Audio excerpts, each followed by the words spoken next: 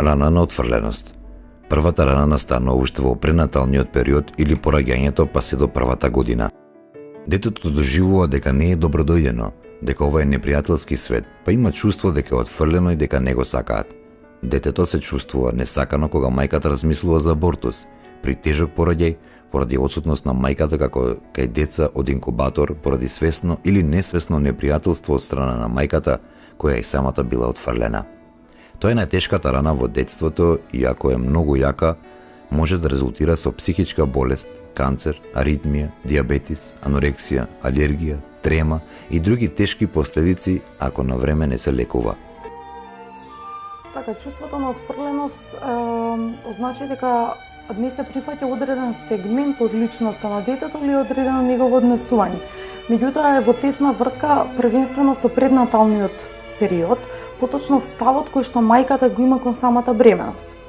Истражувања се правени во оваа насока уште во 70-тите години на 20 век, при што одредена група на научници ги имаат поделено овие според ставот на мајката кон бременоста во 4 групи на мајки.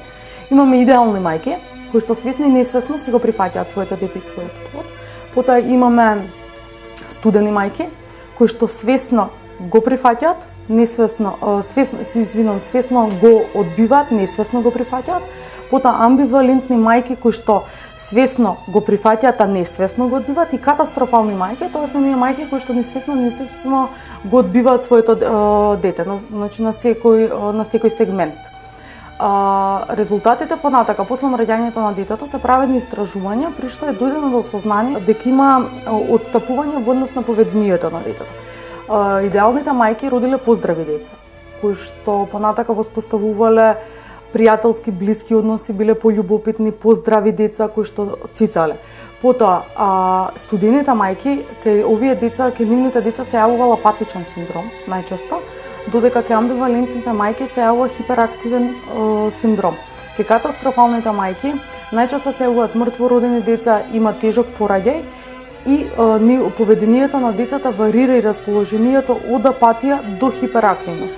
Па станува збор за несакана бременост, непланирана бременост. Голем е притисокот и товарот кој што го носи мајката во насока на тоа што понатака ќе биде со детето.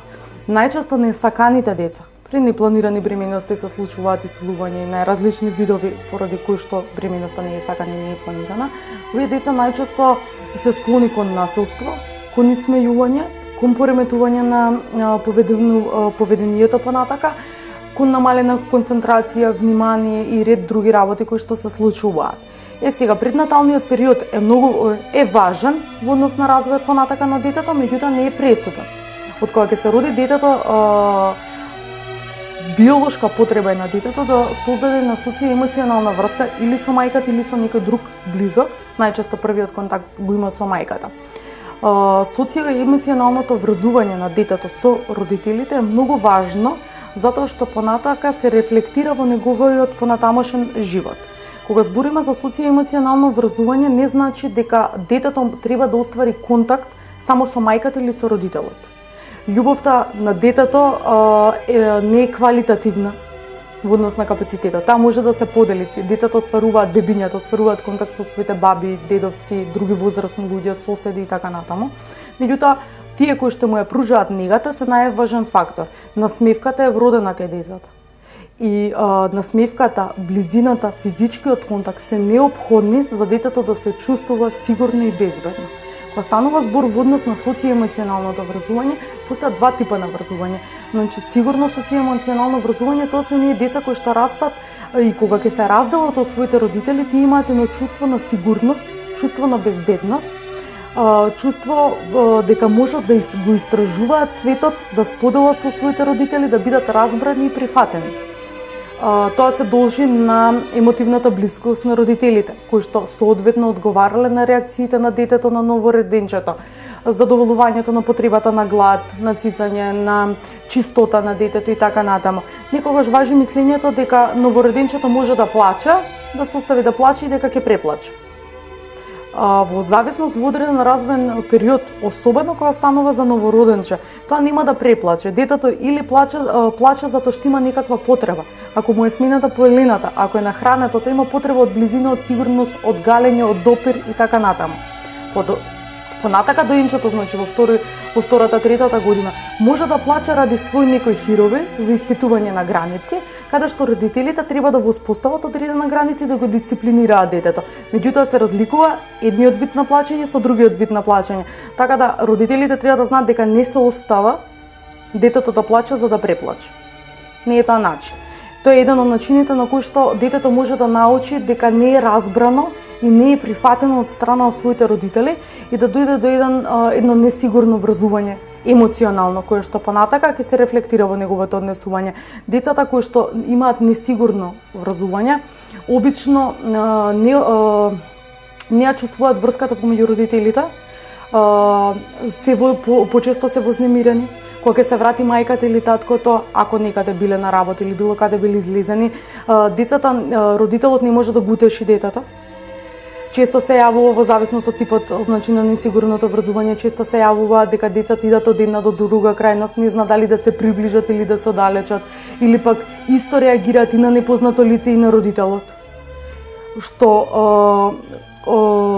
несигурните врзувања предизвикуваат деца кои што се несигурни, деца кои што понатака бараат внимание од возрастните преку без агресија, имаат проблем со самоконтрола, имаат проблем со склопување на пријателства, меѓуврснички проблеми, потоа имаат проблем со концентрација во училиште, со совладување на материјалот во училиште и така натаму, додека сигурните деца кои што имале сигурно врзување во првиот преднатален во периодот на доенчето кога остваруваат силни пријателски врски, љубопитни се, остваруваат поголеми успеси на училиште, знаат да бидат мирни, меѓутоа не и покорни. Овие деца знаат да се избунтуваат, да кажат тоа со кое што не се согласуваат, имаат свој став, имаат изградено позитивна слика за себе и за светот околу себе.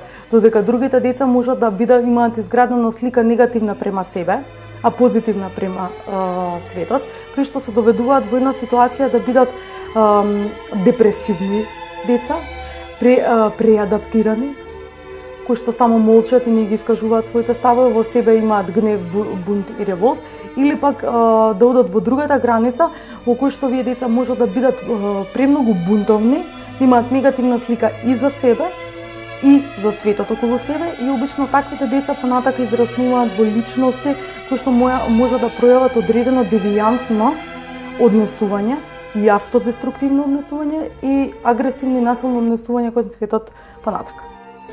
Таквата личност е полна со стравови, па како последица на тоа и со одбрани. Личноста се брани со повлекување и молчење. Луѓето кај кои доминантната рана е отфрленоста како деца се многу мирни и повлечени. Во пубертетот имаат чувство дека се посвоени или заменети во болница по грешка. Често се помали од останатите деца и многу слаби, па родителите дополнително ги штитат, а таа заштита тие ја доживуваат како гушење. Љубовта од нивните родители ја поистоветуваат со гушење, па така подоцна во животот не ги прифаќаат луѓето кои ги сакаат или се повлекуваат од нив за да се заштитат себе си од гушење. Но во исто време се плашат од отфрлање. Родителите ги штитат до тој степен што дури и носат одлуки во нивно име, а децата тоа го доживуваат како доказ дека не вредат. Најчесто молчат, а ако ги прекине некој во зборувањето, тие замолчуваат со чувство дека она што имаат да го кажат е неважно. Не го кажуваат своето мислење бидејќи се плашат од отфрлање. Значи не можеме да генерализираме, не можеме да кажеме дека тие деца така и така се однесуваат. Значи децата кои што биле несакани или на некој начин нешто недостасувало во интеракцијата со родителите, можат многу различно да се однесуваат. Значи некои деца можат да бидат многу потемпераментни, значи своите емоции да ги покажуваат многу побурно, за да го придобијат вниманието од родителот или пак значи од другите членови, од другите што го обкружуваат во функционирањето, во действувањето. Значи може да бидат поинтензивни емоциите. Можат повеќе да се смеат, повеќе да плачат, повеќе да бидат лути, за да го добијат вниманието што не го добиле примарно од родителите.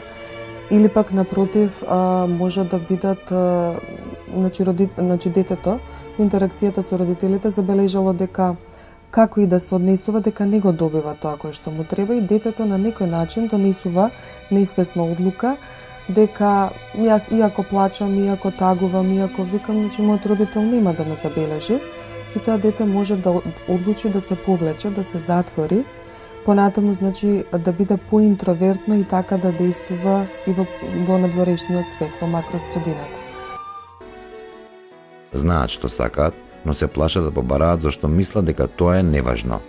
Најчесто бегаат во своите фантазии и се изолираат, отфрлувајќи се самите себе си се повеќе. Постојано на себе гледат со омаложувување. Не веруваат дека некој може да ги сака. Никогаш не си допуштаат да бидат опуштени, да бидат како деца. Сакаат што побрзо да бидат во улога на возрасен за да се заштитат себе си од отфрлање. Но телото заради тоа најчесто останува детско или делови од телото стануваат неразвиени. Кај доминантната рана на отфрленост телото е слабо и издолжено. Препознавање на раната на отфрленост. Отфрлените се плашат од паника и од бесот кој нема да можат да го контролираат. Ако тоа е доминантна рана, ќе бидете слаб и вкочанец, со поглед како да сте отсутни.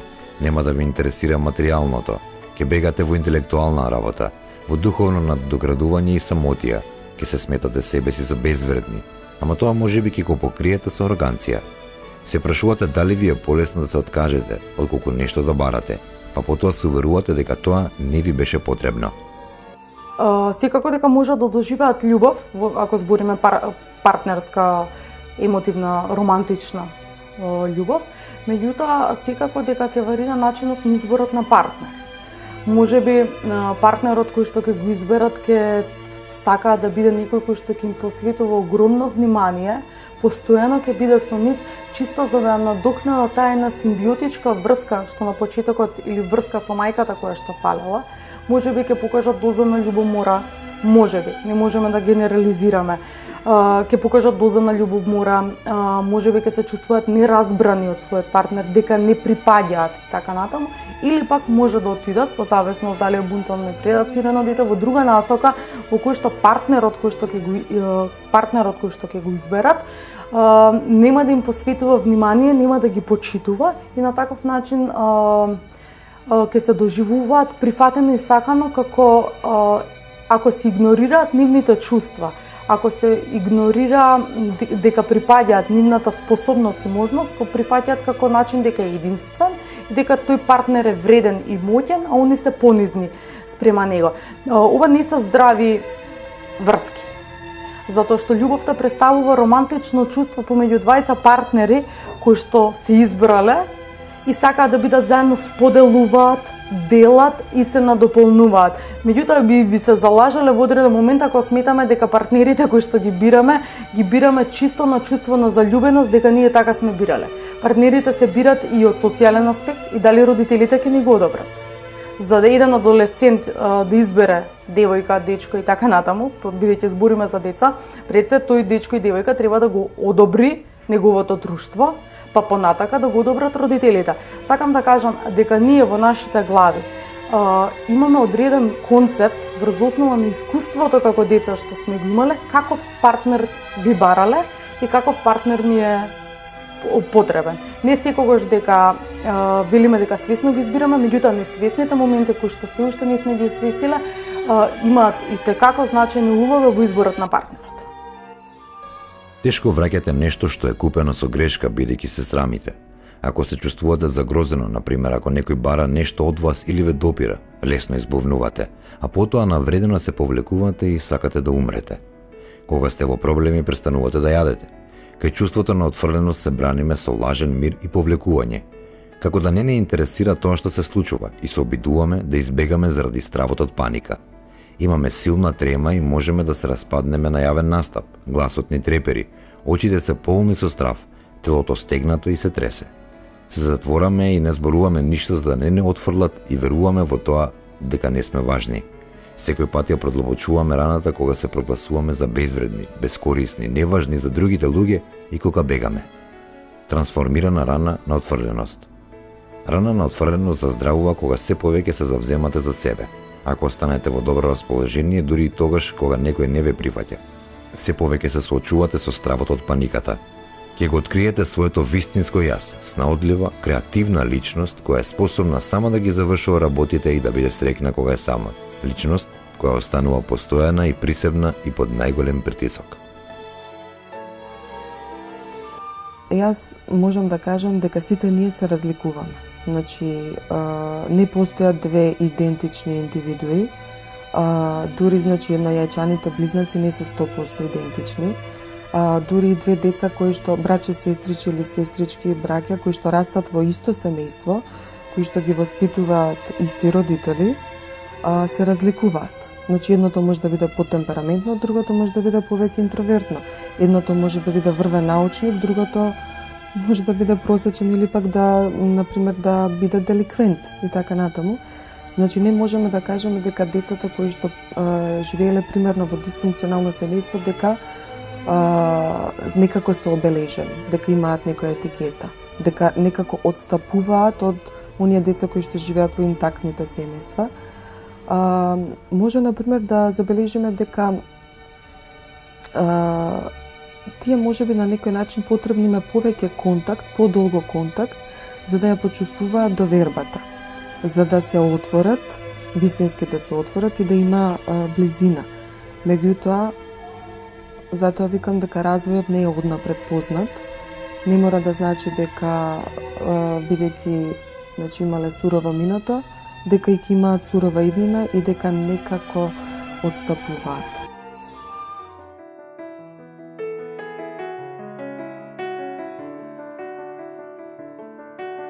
Отфрлањето и љубовта на родителите. Љубовта на таткото придонесува исто толку, а понекогаш и повеќе, за развојот на детето колку и љубовта на мајката. Ова е еден од многуте наоди кои произлегува од една нова, голема анализа на истражувања за моќта на родителското отфрлање и прифаќање во обликување на нашите личности како деца и во зрелоста. Авторите на студијата велат дека во текот на половина век на меѓународни истражувања ние не откривме ниту една друга класа на искуство кое може да има толку силен и доследен ефект врз личноста и развојот на личноста како што е искуството на отфрлање, особено од страна на родителите во детството. Децата и возрастните, без оглед на разликите, на расата, културата и полот, имаат тенденција да одговорат на сосема ист начин, кога ќе се почувствуваат отфрлени од страна на нивните старатели или другите фигури со кои се приврзани. Првенствено, психотерапијата е значи специализирани детски психотерапевти, психијатри и така натаму. Кога ќе речеме психотерапевт и психотерапевт, се подразбира многу страшни и негативни конотации, меѓутоа во крајните случаи една рамка во која што може да се работи, да се промени однесувањето, меѓутоа пак е нагласам, пред се работи со родителите. Не можеме само да работиме со детето, бидејќи тоа дете ќе се врати во својата примарна средина, семејството, каде што повторно ќе има тоа чувство. Важно е и родителите да осознаат кои се нивните чувства и како да реагираат соодветно понатака со детето. Реално, не можеме да промениме некој кој што не сака да биде променен, меѓутоа ако го промениме ставот према самите себе, во таков случај можеме да го промениме и однесувањето кој што го имаат другите кон нас. Може да се работи во училиште, наставниците, училишните психолози. Можат да заприметат одредено дали бихевиорално, социјално однесување на детето, па да работат социјално, да бидат активни, да ги вклучуваат овие деца, да ги поттикнуваат, да ги пофалуваат тогаш кога треба, со цел да зголемат нивната самодоверба. Сликата за себе се гради преку другите, како нас не перцепираат. На таков начин можат и да изградат една позитивна слика према самите себе. Училиштето е многу важен фактор, затоа што не само што тоа воспитува и образува, воспитно-образовна институција. Не треба да се исклучува тој момент, затоа што во училиштето децата се однесуваат природно, ги склопуваат првите пријателства и наставниците се први во контакт кој што можат да го видат однесувањето на децата, затоа тие треба да работат со нив. Понатака, доколку преку најразлични активности да ги вклучуваат и да не важи мислењето дека некој дете е немирно затоа што така мисли дека треба и по дефолт тие деца да се отфрлаат, да се ставаат, да се казнуваат и така натаму, туку да се види конкретната причина зашто тоа дете е немирно и да се коригира. Потоа може да се работат и социјалните работници и психолозите, па психотерапевскиот пристап доколку прифатат и доколку некој сака и може, кога станува збор за поголеми промени во поведението на детето, меѓутоа секогаш треба да се освестат и родителите, да им стане јасно дека не се тие секогаш виновни за таквото однесување на детето, некој нив им го пренел тој модел научен како да обуваваат својата родителска улога, луѓето треба да бидат свесни за своите грешки, дека не постои совршен родител, дека ќе грешат, луѓето да научат и да се извинуваат, да ги препознаваат чувствата и да му ги рефлектираат на детето, бидејќи на таков начин детето ќе се почувствува дека е сакано и дека е разбрано, како еден од начините.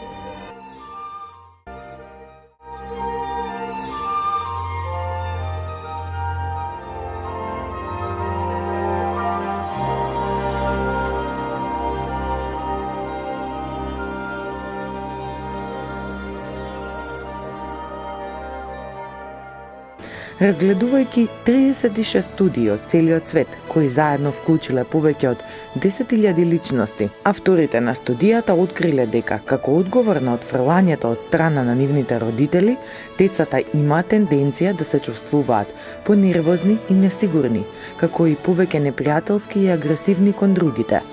Болката од отфрлањето, особено кога тоа се случува во текот на еден период на време во детството, се стреми да се провлекува и во зрели години, отежнувајќи им на возрастните, кои биле отфрлени како деца да изградат сигурни и доверливи односи со своите интимни партнери. Покрај тоа, овие психолози велат дека новите докази во изминатата деценија на истражувањата во психологијата и невронските мрежи откриле дека кога луѓето се чувствуваат отфрлени, се активираат истите делови на мозокот, кои се активираат кога се соочуваат со физичка болка. За разлика од физичката болка, луѓето, емоционалната болка на отфрлање можат да ја преживеат одново и одново со години. Кога станува збор за влијанието на љубовта на таткото наспроти онаа на мајката, резултатите од повеќе од 500 студии укажуваат на тоа дека, иако децата и возрастните често доживуваат повеќе или помалку исто ниво на прифаќање или отфрлање од секој од родителите, влијанието на отфрлањето од едниот родител, честопати на таткото, може да биде многу поголемо отколку на другиот. Тимот на психолози од 13 нации, кои работат на меѓународниот проект за прифаќање и отфрлање од таткото, има развиено барем едно објаснување за оваа разлика. Веројатно дека децата и младите посветуваат поголемо внимание на оној родител што тие го доживуваат како да има повисока моќ или престиж. Значи, ако детето го гледа својот татко како да има повисок престиж, тој може да биде повлијателна фигура во неговиот живот од мајката на детето. Како важна порека од целото ово истражување, психолозите велат дека татковата љубов е од клучно значење за развојот на една личност. Важноста на љубовта на таткото треба да мотивира многу мажи да бидат повклучени во негувањето на децата. Покрај тоа, широко распространетото признавање на влијанието на татковците врз развојот на личноста на нивните деца треба да помогне во намалувањето на инцидентите на обвинување на мајката, честа појава во училиштата и клиничкиот амбиент. Големиот акцент врз мајките и мајчинството во Соединетите Американски држави доведе до несоодветна тенденција да се обвинат мајките за проблемите во однесувањето на децата и за неприлагоденоста, кога всушност татковците честопати имаат поголемо учество во развојот на ваквите проблеми.